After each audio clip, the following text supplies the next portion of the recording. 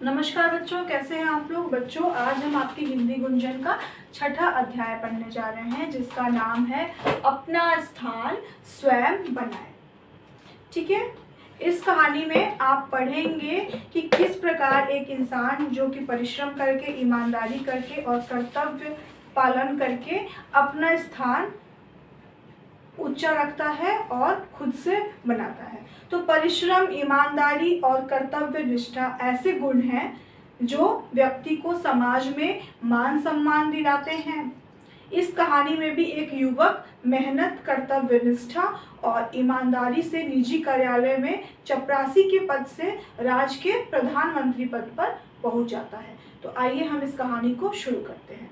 एक समय की बात है, एक बादशाह ने अपने मंत्री से कहा, मुझे एक निजी सहायक की जरूरत है। आपकी दृष्टि में कोई हो तो ले आए, पर इतना ध्यान रखें कि आदमी अच्छा हो। बहुत समय पहले की बात है, एक बादशाह थे, उन्होंने अपने मंत्री से कहा कि मुझे एक निजी सहायक की जरूरत है और ऐसा ध्यान में रखना कि वो इंसान ईमानदार। ठीक है। बहुत दिनों की जांच पड़ताल के बाद मंत्री को एक आदमी सही लगा।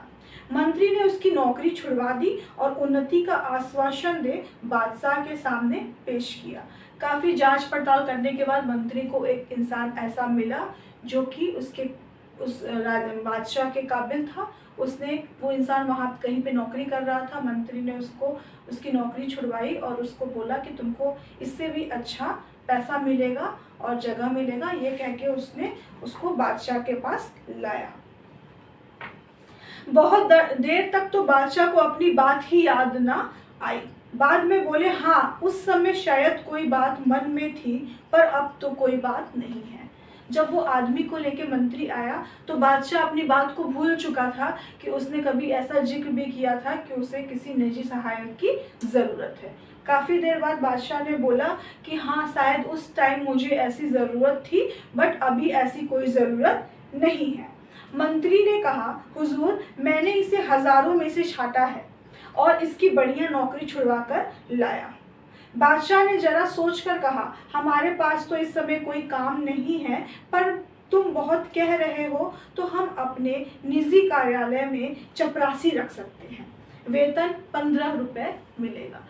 जब बादशाह ने कहा कि मुझे तो याद ही नहीं है कि मैंने ऐसा कुछ कहा था, तो मंत्री ने बोला कि मैंने इसकी नौकरी छुड़वा कर इसको ले आया है, आप कुछ भी करके इसको कहीं भी जगह दीजिए। तब बादशाह ने बोला कि ठीक है, तुम इतना बोलते हो तो मैं इसे अपने निजी कार्यालय में चपरासी के पद पर रख लेता हूँ और इसका वेतन मैं 15 रुपए दूंगा।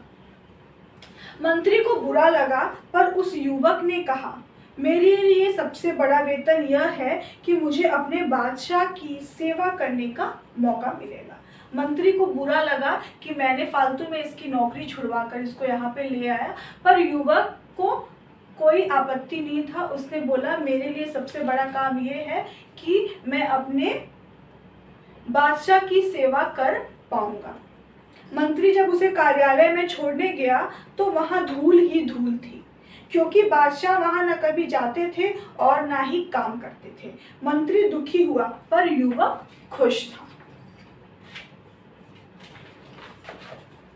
उसने अच्छा स्थान दिलाने के लिए मंत्री के प्रति कृतज्ञता भी प्रकट की।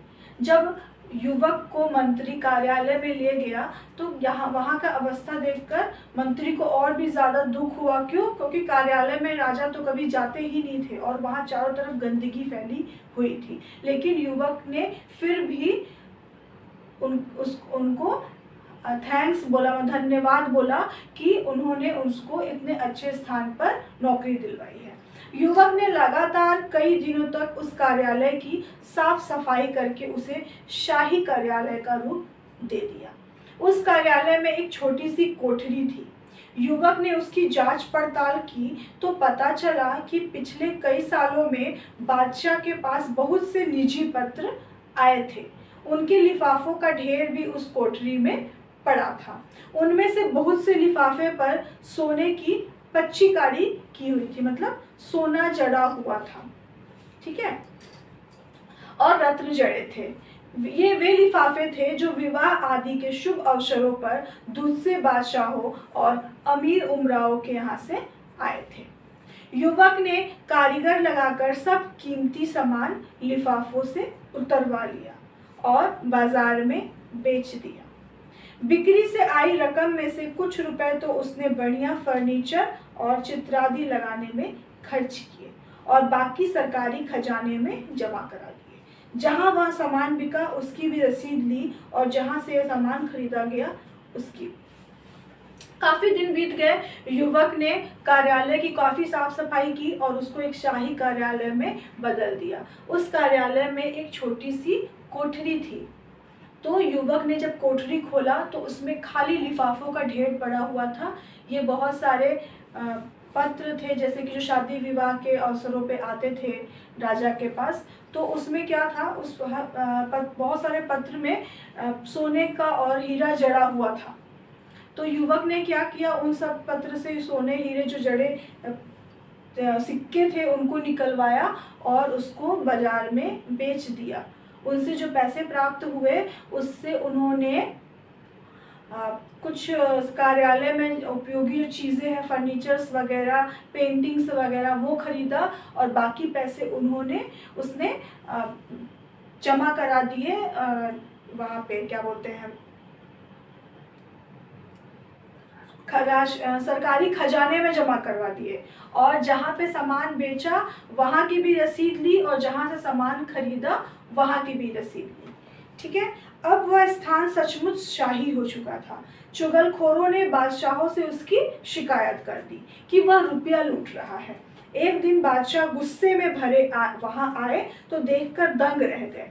फिर भी उन्होंने तेज आवाज में पूछा, तुमने यह सजावट किसके रुपए से की है?